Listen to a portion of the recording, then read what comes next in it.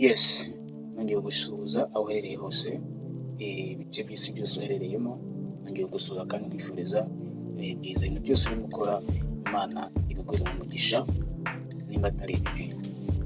Okay, uyu munsi rero nongeye kugaruka uno munsi ngira ngo twongere turebe twige. Umunsi tugiye kureba none mu kijyanye n'ikoranabuhanga.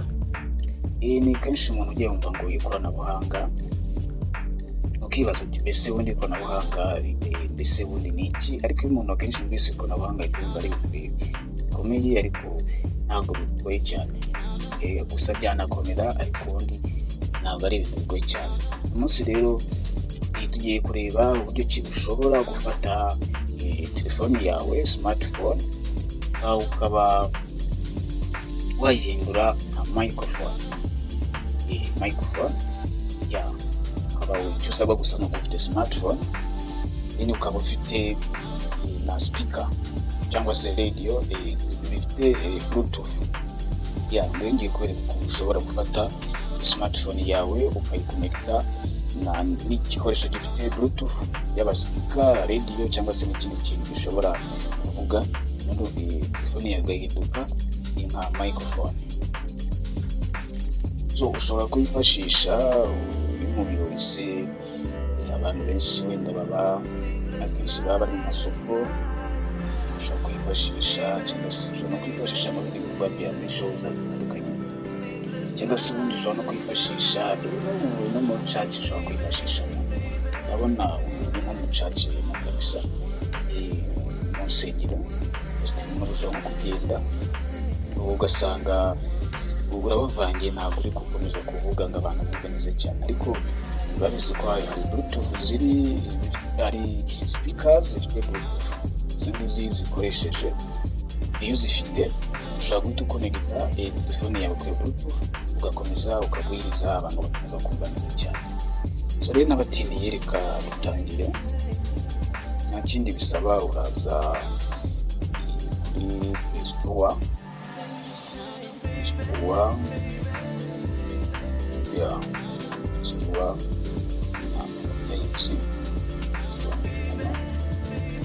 iboneka kuri telefone za Android.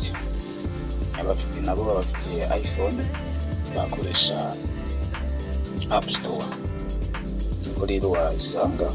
Icyo tugiye gukora, tugiye kwifungura Play Store, tugiye kwifungura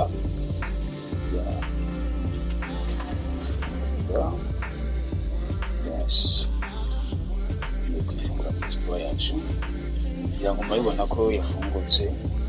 Umuntu wese arahashakira, nta muntu utazi ahashakira ikintu kuri Play Store. Zana muri search rero nicyo tugiye gukora. Twebwe tugiye gushaka iyi application idufasha kuba twahuza smartphone n'igikoresho gifite bluetooth, hanyuma telefone tukayihindura nka microphone.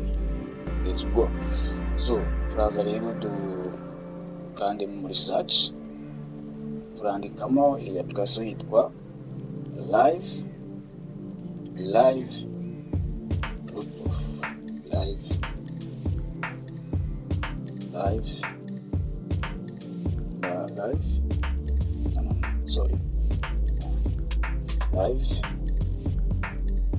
bluetooth.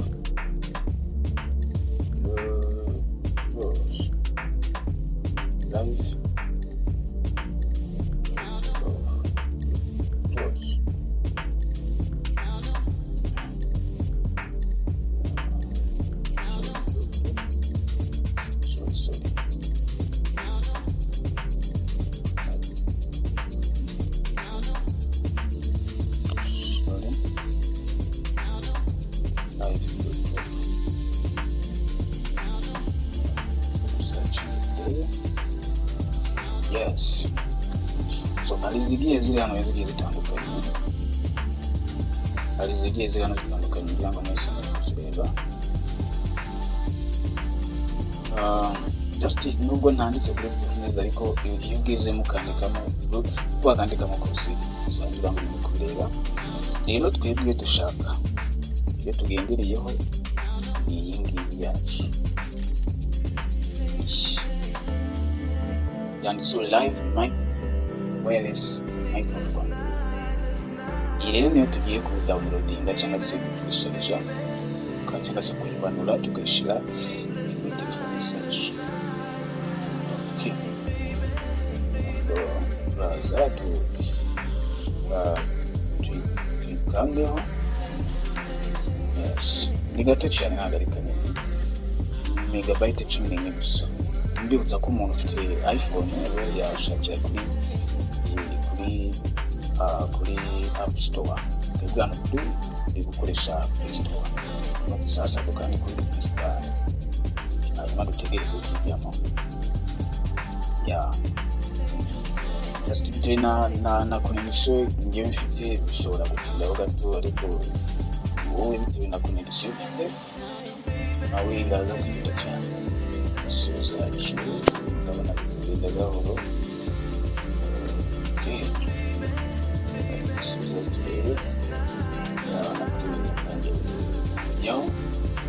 Nibutsa yuko cyane mu byo gatanu TV niba ari ubwa mbere turebe cyangwa se urebe video zacu ukaba utari bwakora subscribe akandi kandi no video ni gushimisha kuri like usangiza n'inshuti zawe.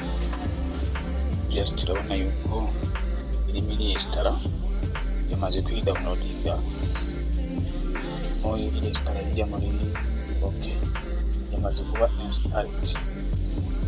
Kuvuga ngo dushaka na data zacu twazifunga kuko dukora nta data. Yes, nacyo giye gukora tukora ubumenyi. Bategereza. Yes. Yango kurikire neza kano kantu. Icyo twashatse nuko tuyikoresha na microphone. Icyo dukora rero turaza dukande kuri kano kantu. Agakari hano kariho microphone.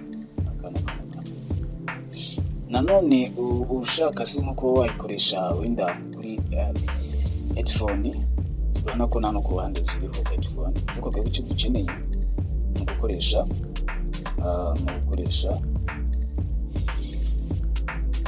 microphone. Hano handitse ngo real time microphone cyangwa se real time microphone. Icyo dukora na kindi turaza dukandeho.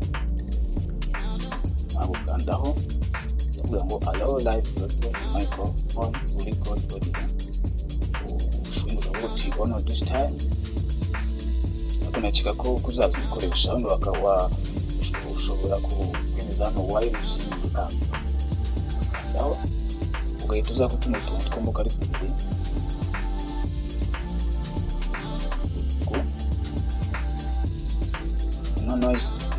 noise cancellation. Ongera hano high quality. Eco noise cancellation ngo nyine ishobora gukuramo ibindi bintu byose byaje ari kuvangira. Icyo ukora rero urakemeza bagafungura aho kuri high quality, bagifungura kugira ngo ibe high quality. Yes, bagafungura twose dufungura. Hanyuma dushaka dukanda hano hepfo kuri mic.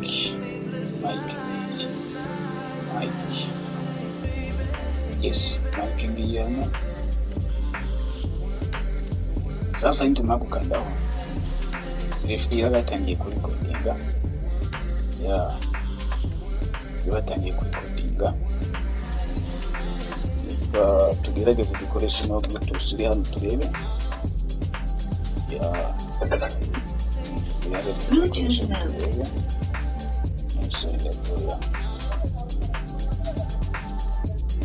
Ikikura banguza kuri Bluetooth yawe usacinge nk'ibisanzwe.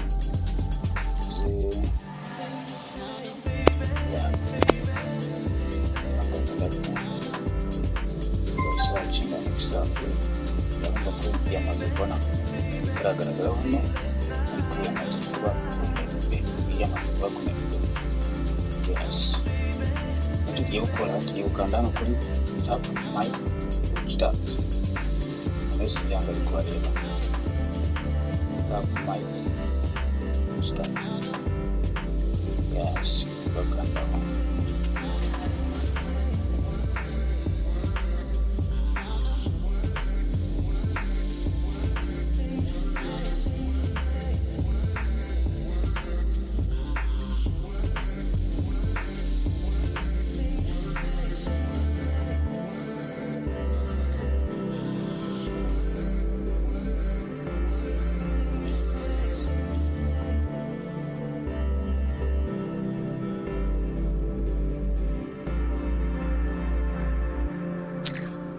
yes, urumva ko rero itangira gukora neza cyane, kandi nkibutsa ko ushobora kuyikoresha ahantu hagiye hatandukanye, wayikoresha muri show zawe, wayikoresha muri church, wayikoresha se mu isoko, wayikoresha ahantu henshi hagiye hatandukanye. Kandi rero ndagushimira akanya kawe wanije kureba video yacu, kandi nkushimira kandi ngira ngo nkubwire ko ino video uyisangize n'inshuti zawe. Usanzwe nitwa Tom, ndagushimira rero ko wadukurikiye, kandi Imana igumugisha ibyo urimo ukora byose. Imana igumugisha. Ciao ciao, nawe utaha.